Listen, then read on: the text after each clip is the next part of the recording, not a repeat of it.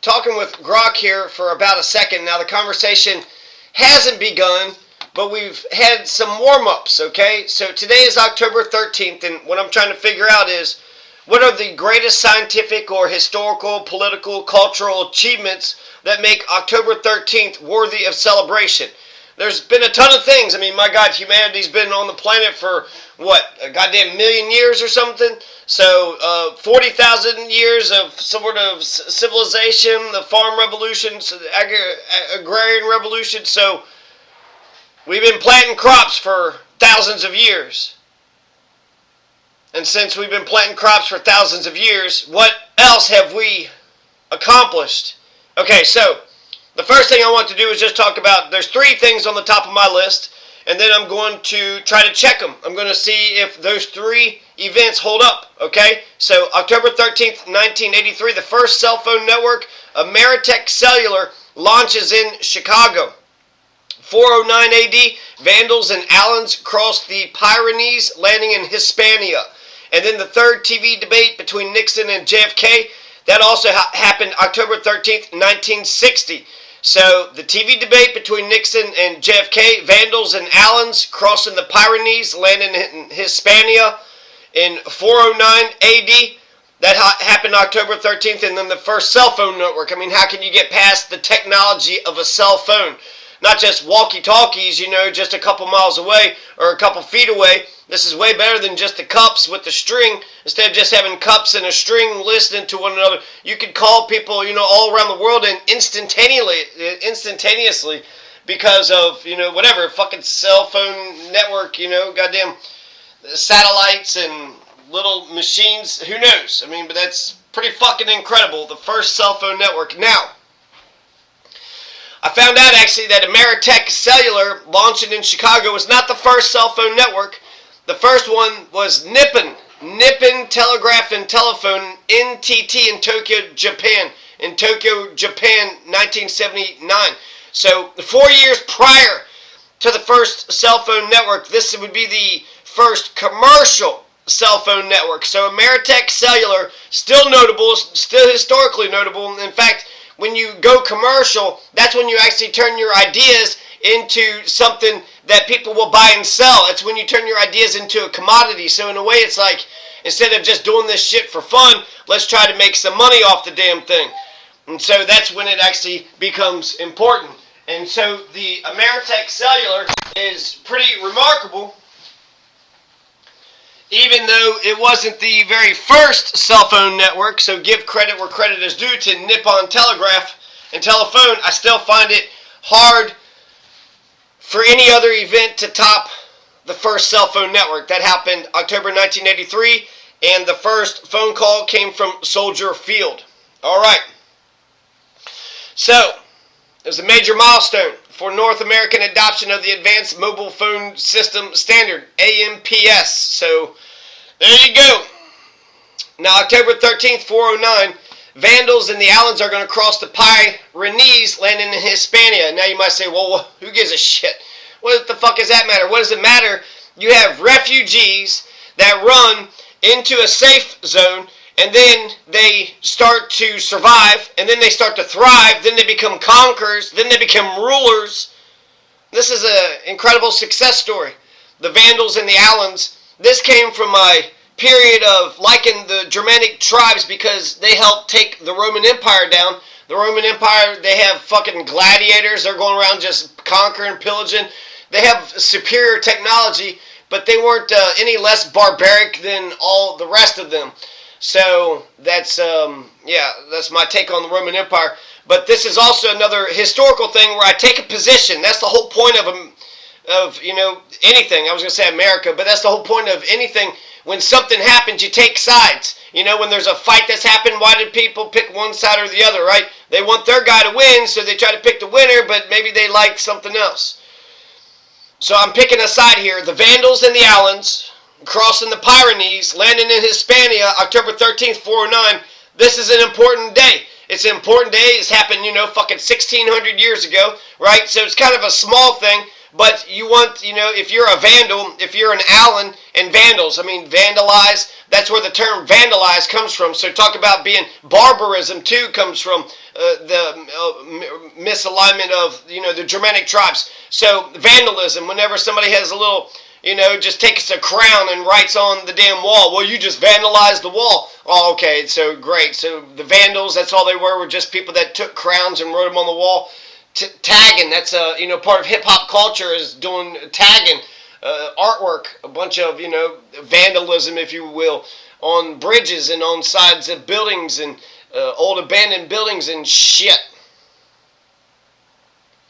Third TV debate, JFK is going to beat Nixon because they said he looked good on TV. Nixon didn't look terrible, and what I really like about Nixon versus JFK is how the conversation stayed civilized.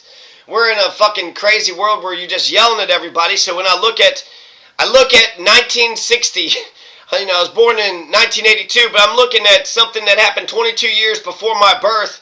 This TV debate between Nixon and JFK with nostalgia. I'm like, remember the good old days when we were, sure, you're Republican, you're Democrat, but we're trying to make sure the country thrives. We're not just yelling over on top of one another, and we're not just trying to.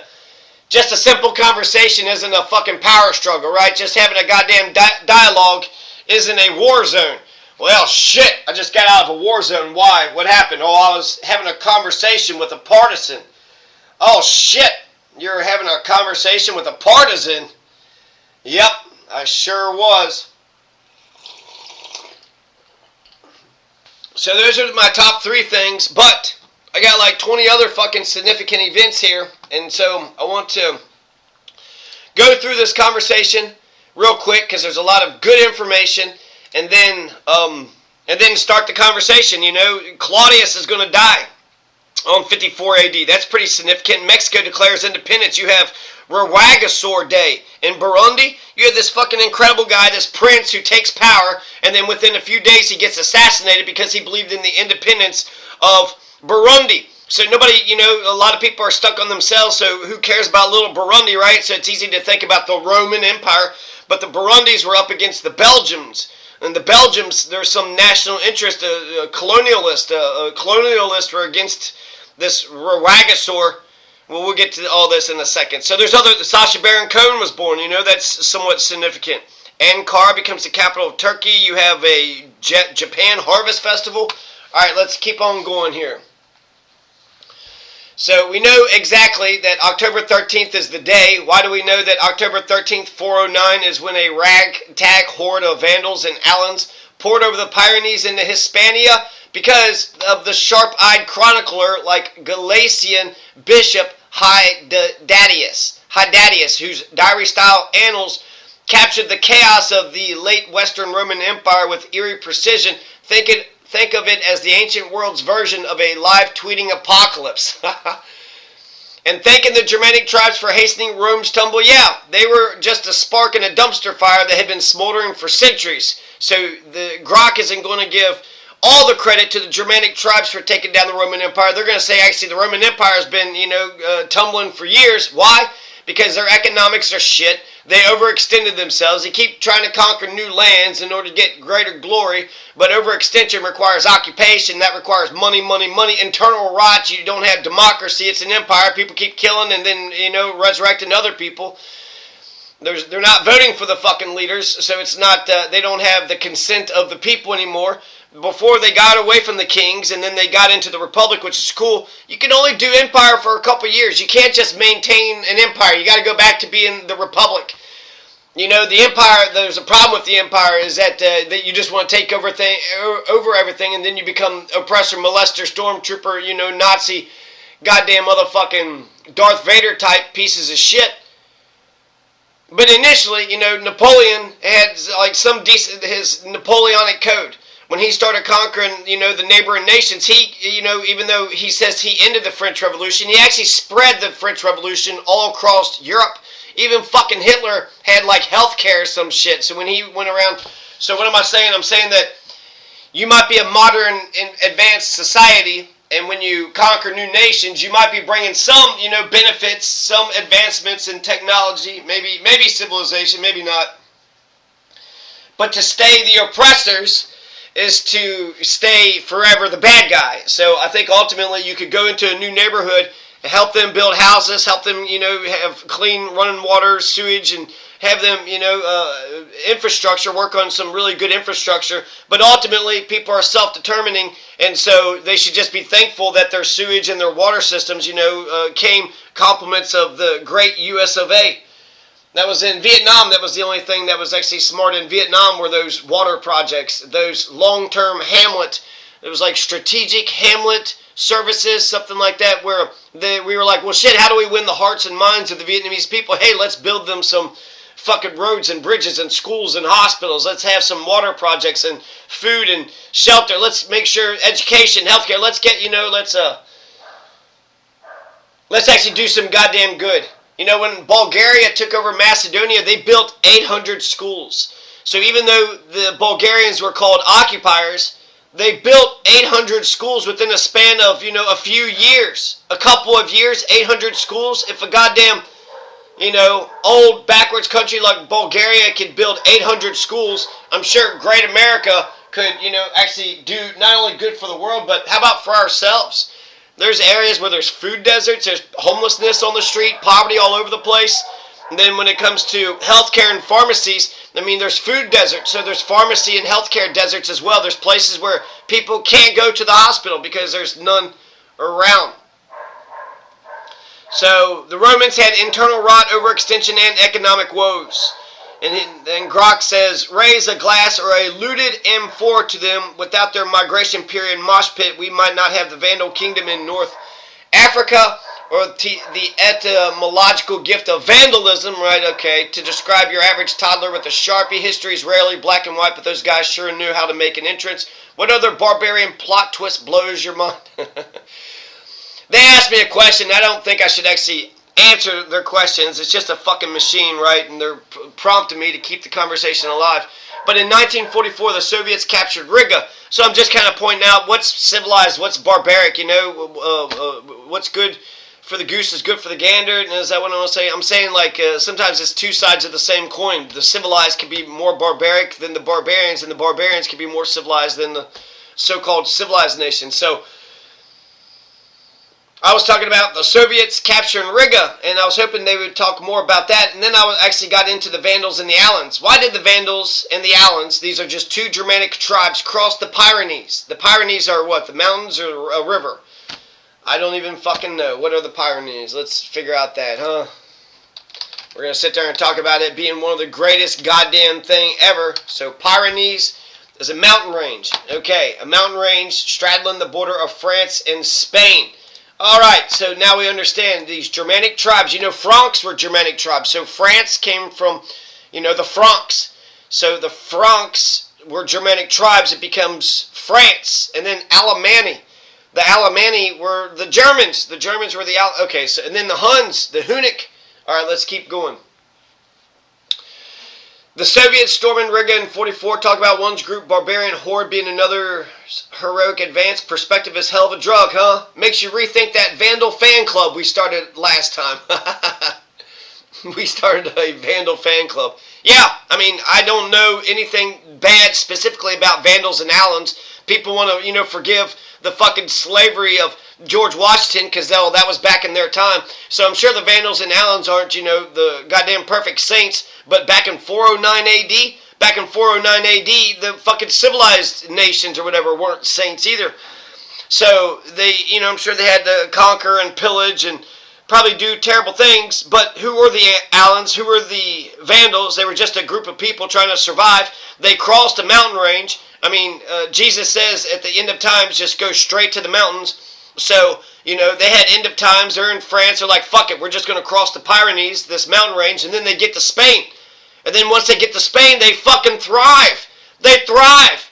So the Vandals and Alans crossing the Pyrenees turned out to be fucking brilliant and smart. It's good that they did that. This is goddamn, I don't know, what's the name of a group of fucking refugees that fucking got the fuck out of, this is the humanity busting out of Africa in 50,000 and then, creating Europe. It's refugees. America's full of refugees. The Pilgrims, the Puritans, refugees run into someplace and then becoming the goddamn motherfucking kings and queens, becoming the rulers, the conquerors. So they were the oppressed, they were the victims of history, and then they got the fuck up out of Dodge. They were able to survive. Now it sucks that, a lot of times the oppressed become the oppressors. So historically, the oppressed have to liberate both. And so what would be great is for the oppressed to get victory, and then for the oppressed to figure out a way that we all could just fucking live together. Utilitarian kumbaya land, You started out as a refugee, and now you're the one going to fucking make a refugee out of me? Motherfucker, I invited you. I invited you over here. Now you're going to fucking kick me out, you son of a bitch? So, the Vandals and the Allens crossed the Pyrenees, you motherfuckers, landing in Hispania, 409 AD, October 13th. You want to know more about what's going on? I'll tell you about what's going on. 409 AD, the Vandals were split into the Hasdingi and the Selingi branches, and their Allen tagalongs weren't just joyriding over the Pyrenees for the scenery. They'd already crashed the party by smashing across the frozen Rhine into Gaul back in late 405, early 406 AD. So they already ran out of Germany. They ran out of Germany, and they crossed the frozen river. Why would a bunch of fucking poor-ass people in 400s AD cross the frozen river? Because they're running away from, there's a push and pull factor because of the greatness of France, because they have such great hunting? No, because goddamn Germany sucks. So they're going to cross the frozen Rhine, and then they get to France, and then France fucking sucks. A massive migration wave fleeing the Hunnic.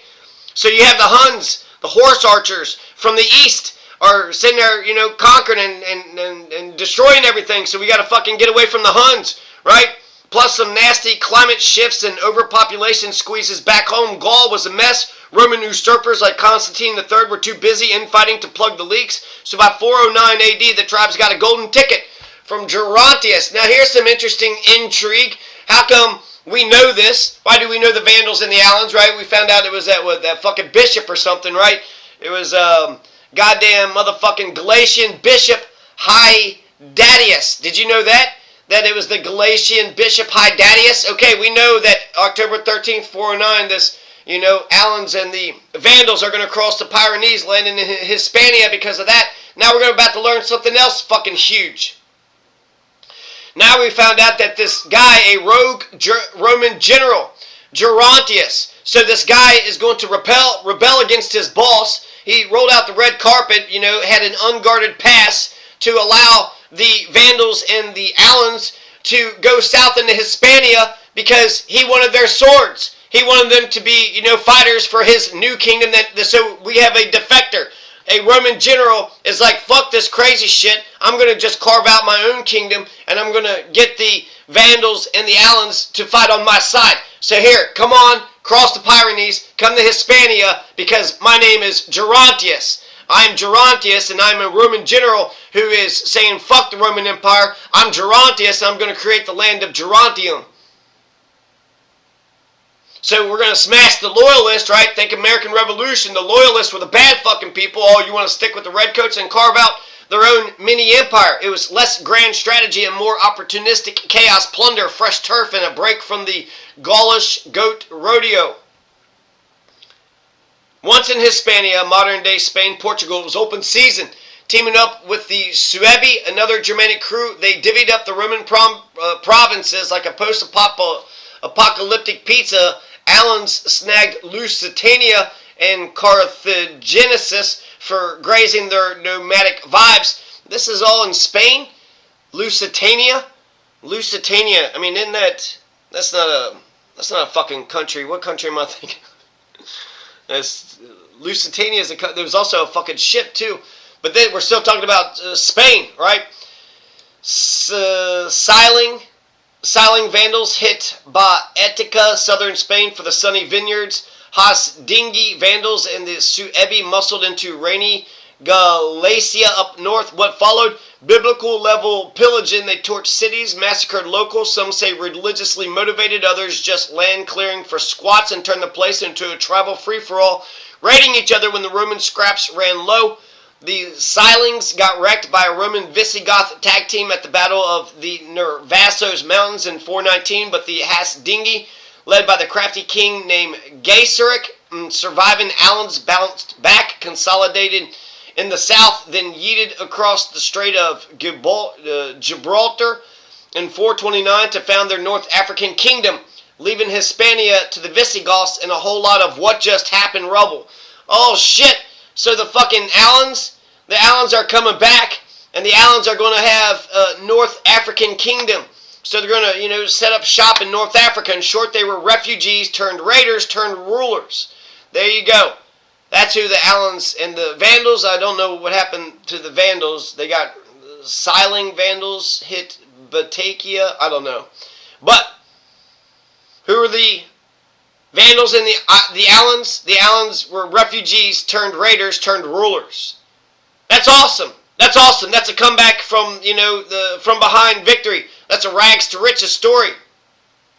That's a last will be first and the first will be last kind of thing, right? Aren't you rooting for the underdog? Have no fear. Underdog is here. Hoo, hoo, hoo. When this field is nothing dead, it's underdog, underdog.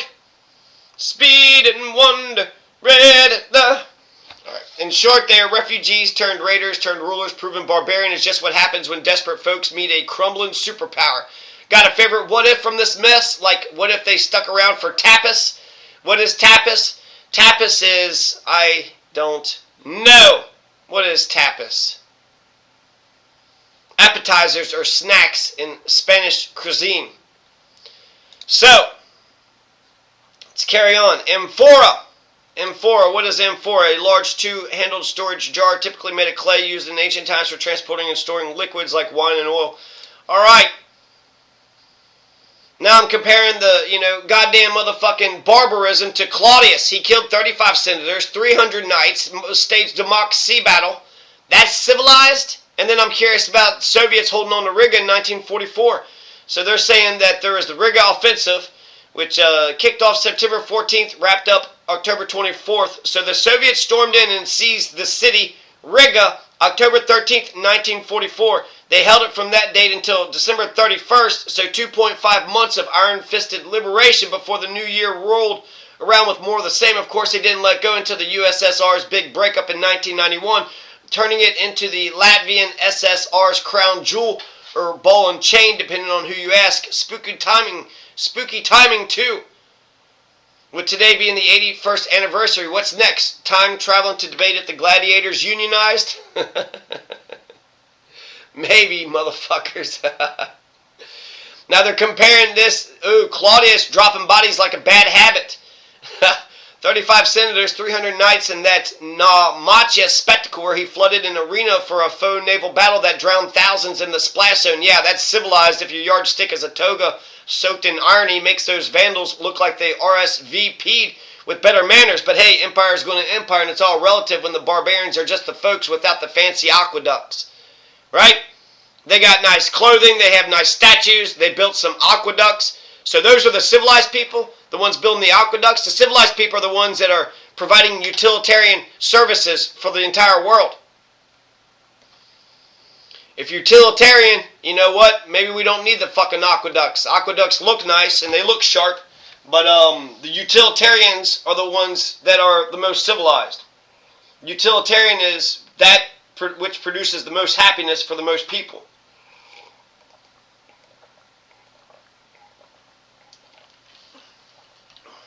So in Burundi, they celebrate Rwagasore Day. And Rwagasore is a prince. He was Louis Rwagasore, a Burundian royal nationalist hero, short-lived second prime minister of the newly independent Burundi, embodying the second prime minister. That would be like if John Adams got assassinated, embodying the country's fierce push for sovereignty from Belgian colonial rule. As the eldest son of King Mwambutsu IV, he founded the Union for National Progress Party in 1958, rallying Hutu, Tutsi, and Twa communities under a vision of unity, monarchy, preservation, Cold War neutrality, basically Burundi for Burundians, no foreign strings attached. His landslide election win in September 1961 made him prime minister on the 28th, but just 15 days later, on October 13th, he was gunned down outside a nightclub in Bujumbura by assassins with ties to Belgian interest.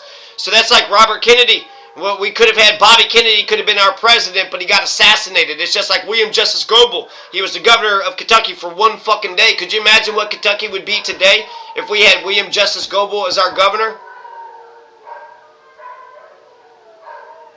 So basically, it's all those ideas that Rwagasor had represented but never got to actualize. Even JFK, he was only in there for 2 years. What could he accomplish in just 2 years?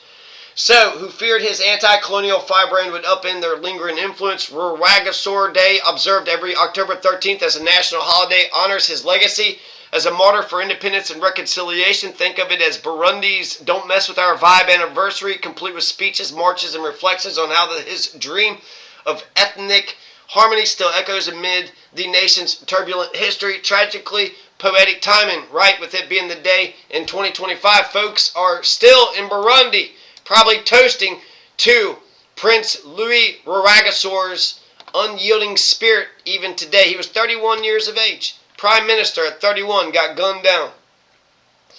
Now I talk about the debate between JFK and Nixon, and then once I get through this debate, and yes, it's get through because how can we have a conversation if we don't have the same subject matter to discuss? Then we're going to compare and contrast. Because there are some things, adopting the Constitution of the Fourth Republic. Is that the current fucking, Constitution of France? If it's the current Constitution of France, that's the Constitution that's victorious. But is it doing good? Who knows? Claudius dying was pretty significant. Rwagasor Day, right? There was also the first electron micrograph of the Ebola virus taken at the CDC in prevention by Dr. F.A. Murphy. So we got an election micrograph of the Ebola virus. I don't even know what the election, but that happened in 1976, so that's 50 fucking years ago.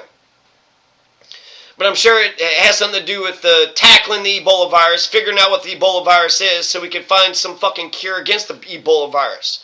That's pretty fucking significant. Who gives a shit? Two assholes had a fucking debate on the TV. Well, how does that compete with, conquering Ebola or any viruses? Malaria, what's the ship disease? Typhus. When you start hearing about typhus and then dysentery, when people are dying of typhus, dysentery, Ebola, malaria, these things sound so fucking crazy. Yellow fever, there's actually goddamn vaccines against yellow fever.